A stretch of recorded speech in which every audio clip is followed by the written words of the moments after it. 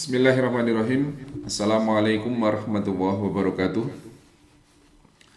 Teman-teman sekalian, para juru sembelih halal, para panitia kurban, dan teman-teman yang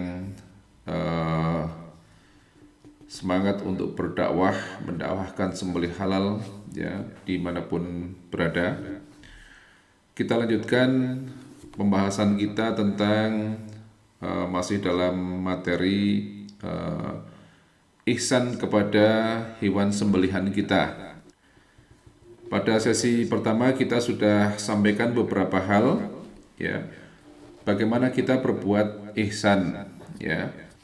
Ada sebuah hadis bahwa Rasulullah SAW bersabda, sesungguhnya Allah memerintahkan agar berbuat baik terhadap segala sesuatu. Jika kalian hendak membunuh, maka bunuhlah dengan cara yang baik. Jika kalian hendak menyembelih, maka sembelihlah dengan cara yang baik. Dan hendaklah kalian menajamkan pisaunya dan senangkanlah hewan yang akan disembelih. Ya, ini kaitannya dengan ihsan ya.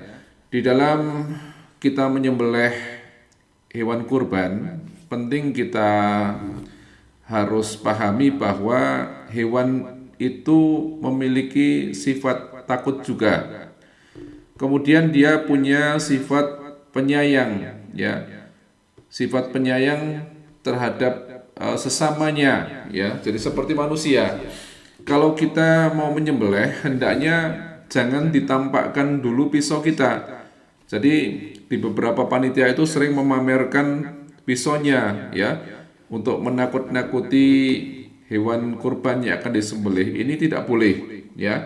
Jadi pastikan hewannya itu sudah berbaring ya, sudah siap untuk disembelih, baru kita mengeluarkan pisau. Jangan kemudian bahkan kita sering bermain-main, awas ya kita acung-acungkan pisaunya, itu nggak boleh ya. Dan harus dengan pisau yang tajam betul ya. Ini ada di dalam sebuah hadis ya, disebutkan dari Ibnu Abbas radhiyallahu anhuma. Dia berkata bahwa Rasulullah SAW mengamati seorang yang meletakkan kakinya di atas sisi kambing ya. Jadi di atas pipi atau di atas kepala kambing. Yang dalam keadaan dia mengasah pisaunya, sedangkan kambing itu memandang kepadanya. Lantas Nabi SAW berkata, apakah sebelum ini kamu hendak mematikannya dengan beberapa kematian? Ya. Jadi ada ketika itu Rasulullah melihat seseorang yang akan menyembelih, dan itu pisaunya itu diasah di atas kepalanya begitu. Ya, jadi kambing yang akan disembelih itu melihat bahwa penyembelih ini mengasah pisau di dekatnya. Ini nggak boleh. Ini tidak ihsan. Ya. Jadi dikatakan Rasulullah, apakah kamu hendak mematikannya dengan beberapa kematian? Ya, ini sudah takut dulu, sudah stres dulu hewan ini sebelum disembelih. Jadi jangan pernah kita melakukan hal-hal seperti itu. Pastikan ya kita mengasah ya jauh dari tempat di mana hewan itu akan disembelih. Ya, jadi karena jangankan sampai kepada melihat pisaunya, mungkin mendengar bunyinya srek begitu, pisau diasah aja sudah bikin takut ya. Coba kita bayangkan kalau kita mau dioperasi, kemudian kita mendengar orang medis kemudian mengeluarkan alat-alat untuk mengoperasi itu lodang dan sebagainya, kita kan takut ya. Jadi ini berbuat ihsan, termasuk berbuat ihsan ketika hewan itu akan disembelih ya. Jadi hewan yang belum disembelih ini jangan sampai melihat hewan yang sedang disembelih. Ya. Jadi harus ada tirai, harus ada hijab di situ untuk menutup ya. Memberikan batas antara ini hewan yang masih yang belum disembelih, kemudian ini tempat untuk hewan disembelih, dan nanti ada tempat khusus di mana hewan dikuliti atau dipotong-potong. Jangan sampai kemudian dicampur tempatnya jadi satu. Hewan yang belum disembelih bisa melihat hewan yang akan disembelih. hewan yang mungkin sedang dilakukan penyembelihan, atau dia melihat temannya ya sesama hewan itu sedang dalam keadaan dikuliti. Ini menjadi tidak ihsan. Jadi dalam pekerjaan itu harus jelas mana tempatnya, mana tempat untuk pengistirahatan hewan sebelum disembelih, mana tempat untuk hewan disembelih, dan mana tempat hewan dikuliti atau dipotong. Kalau satu tempat, ya satu lokasi, maka harus dilakukan penutupan pada setiap lokasi itu dengan tirai, ya, dengan hijab, sehingga hewan ini yang belum disembelih menjadi tidak takut, menjadi tidak stres, ya. Jadi jangan sampai hewan itu melihat, ya, ada rasa kasih sayang di antara mereka juga. Kemudian teman-teman, ini tentang pisau ya. Jadi pisau itu harus tajam ya. Jadi kalau kita melihat bagaimana orang-orang itu membawa pisau ya, ketika pada pelaksanaan Idul Adha, ini harus sesuai dengan skillnya ya. Pisau yang dibawa juga tidak boleh kemudian sembarang pisau ya.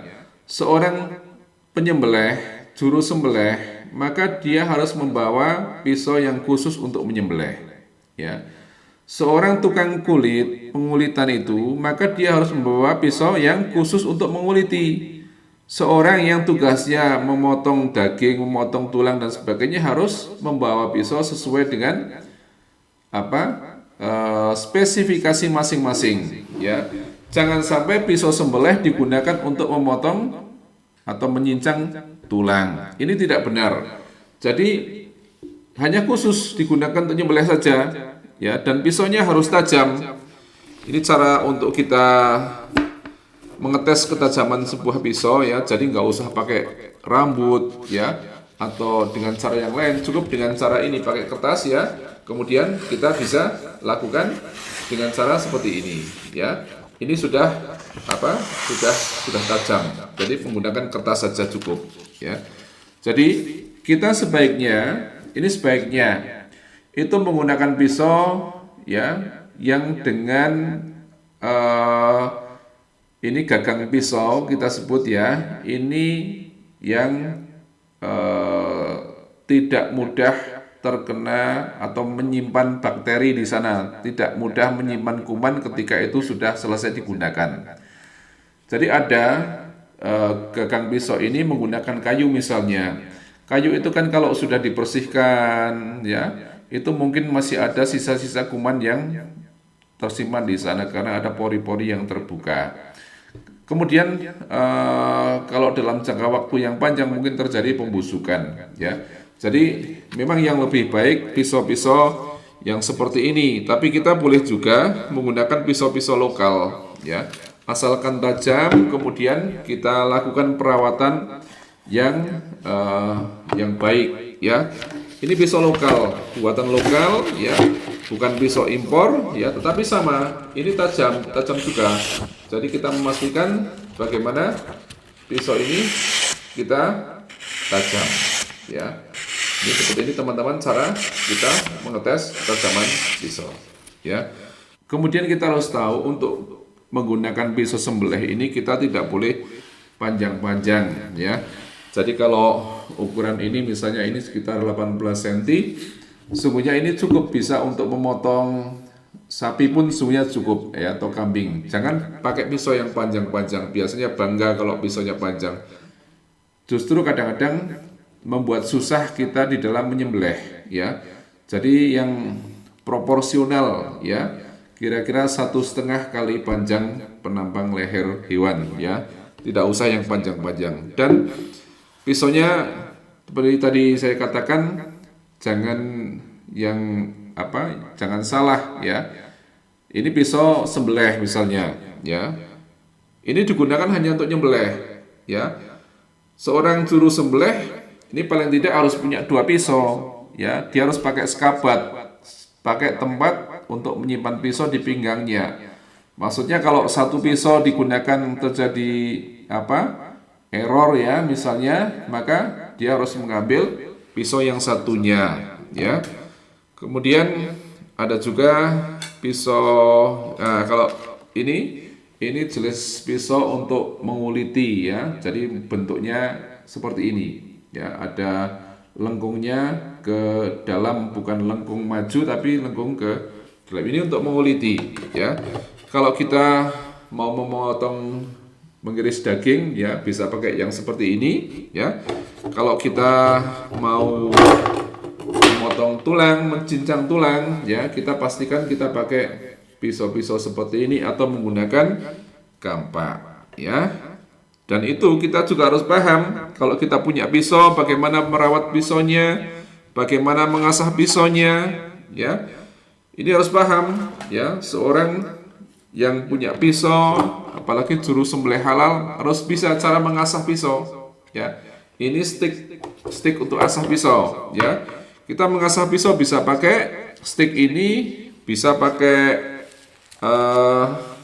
ini adalah batu asah, ini juga bisa, atau menggunakan amplas ya, menggunakan amplas yang sesuai dengan tingkat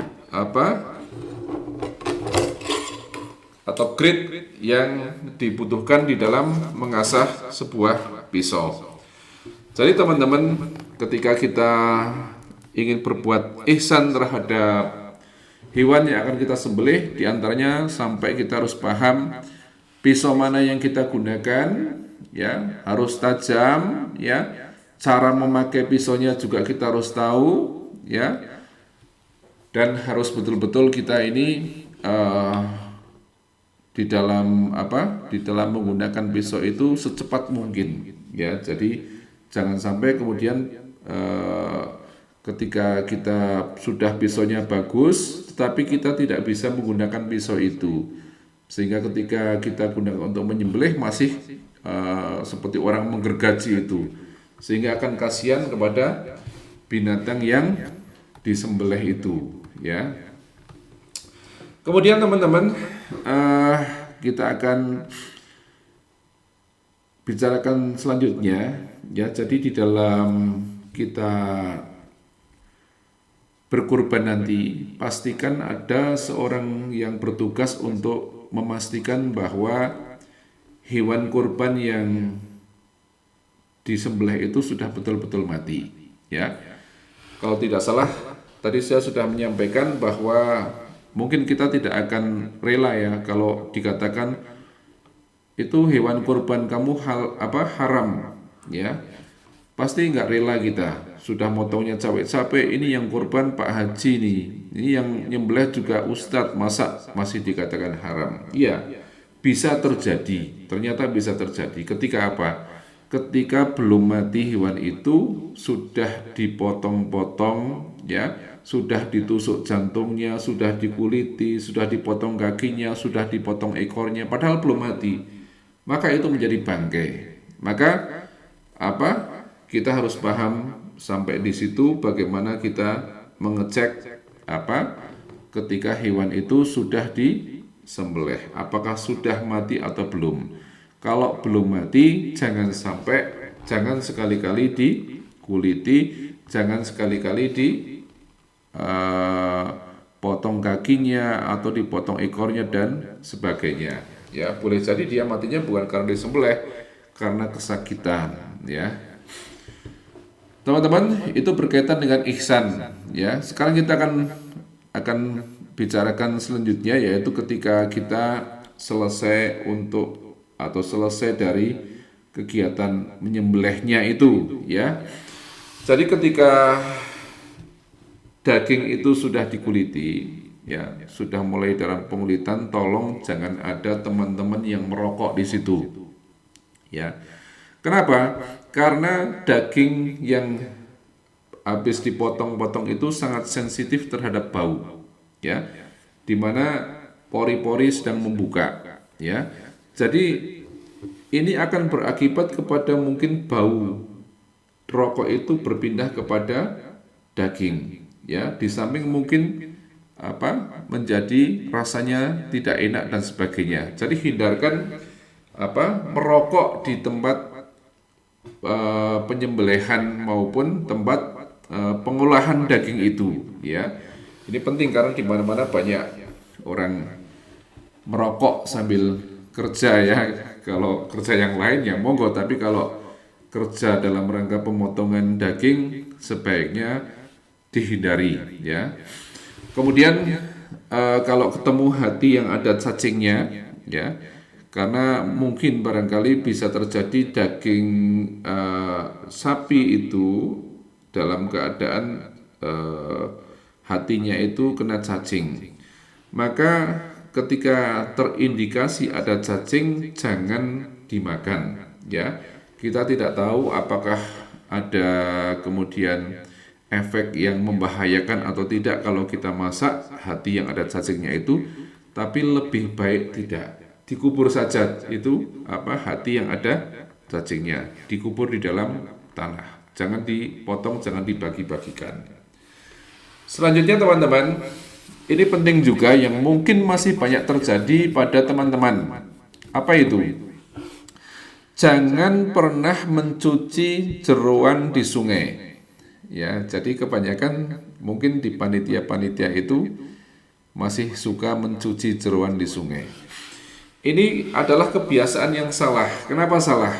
Ya, yang pertama, kalau kemudian ya air dari atas di tempat yang kita gunakan untuk mencuci jeroan itu adalah air kotor, maka boleh jadi jeroan, usus dan sebagainya yang kita bersihkan itu bukan menjadi bersih tapi menjadi lebih kotor. Itu yang pertama.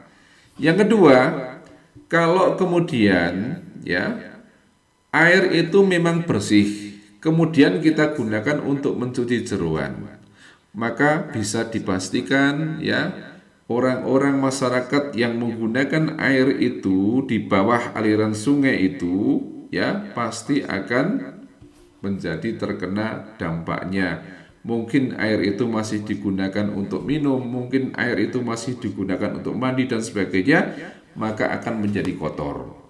Yang ketiga, kita ada kesalahan di dalam mencuci jeroan termasuk usus ya. Pada saat saya kecil ya, saya juga tidak tahu dulu itu. Memang cucinya di jeroan waktu saya di kampung itu. Jadi biasa atau kebiasaan kita itu ketika mencuci usus itu menggunakan pisau atau menggunakan istilahnya inis gitu ya. Inis itu seperti pisau itu terbuat dari bambu ya. Nah itu kemudian itu untuk menyobek usus ya. Menyobek usus. Ini ternyata salah ini, ya. Hal seperti ini sangat salah besar. Sudah disobek, ya, dicucinya di tempat atau di sungai yang itu kotor. Sudah kotor tambah kotor, ya. Karena apa? Karena usus itu ada lemaknya, ada lemak. Jadi kotoran-kotoran itu bahkan tambah menempel pada usus itu yang tadinya sudah putih warnanya malah jadi hijau, malah jadi coklat dan sebagainya karena tambah kotor. Ya. Nah, bagaimana sekarang cara kita untuk mencuci usus ya? Jadi kalau misalnya ini usus ya, usus begini ya. Ini cukup kita ambil selang ya, selang yang mungkin selang air itu tersambung dengan keran air ya. Kemudian selang itu kita masukkan ke dalam lubang usus ya. Ke dalam lubang usus, kemudian kerannya kita hidupkan, airnya akan mengalir di dalam usus ini. Nah, ini secara otomatis kotoran di dalam usus itu akan keluar sendiri, dia akan seperti apa? Seperti balon itu, ya. Kemudian akan mendorong air ini akan mendorong kotoran yang ada di usus itu untuk keluar, ya. Jadi sebenarnya sangat mudah itu, sehingga tetap bersih jeroannya, ususnya itu terutama ya.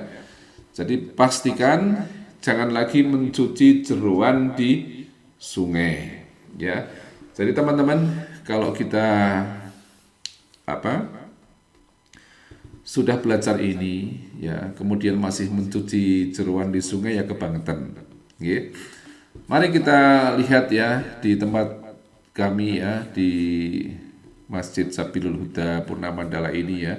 Ini ada halaman yang jenengan bisa lihat ya. Tidak luas, hanya 11 kali 15 meter, tapi di sana ya sudah kita buat.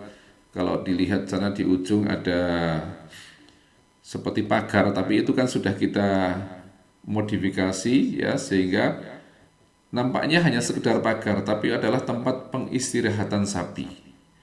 Kemudian yang tadi digunakan untuk latihan nyembelih itu adalah memang di sana tempat untuk nyembelih. Ya, semua tadi sudah lihat, tempatnya sudah dicor, kemudian ada lubang, ada keran air di lubang itu. Jadi kenapa keran itu fungsinya untuk apa? Mengalirkan darah ketika hewan kurban itu disembelih. Kenapa? Karena darah kalau kemudian lama tidak disiram akan dia mengering atau mengendap. Ya, jadi harus dialirkan dengan air. Nah, tempat menyembelih itu tersambung juga dengan septic tank. Ya, septic tank yang lubangnya dua, yang satu untuk lubang darah, yang satunya untuk lubang kotoran. Lubang kotoran ini tersambung dengan ini tempat untuk nyuci jeruan. Jadi, teman-teman nanti tolong sampai rumah bisa diukur-ukur tanah yang ada di rumah. Tidak harus ukuran seperti ukuran kami, tetapi disesuaikan dengan ukuran tanah di tempat dengan masing-masing ya, sehingga apa yang kita ajarkan di sini, apa yang kita peroleh di sini itu bisa dilaksanakan ya. Jangan lagi sudah pernah latihan tapi kemudian masih seperti itu juga, sama aja ya. Jadi apa? Tidak ada artinya. Nah, kemudian pada saat penaningan ini ya, jadi itu dipisahkan ketika dipotong daging ya, kemudian tulang dan jeroan itu dipisah ya.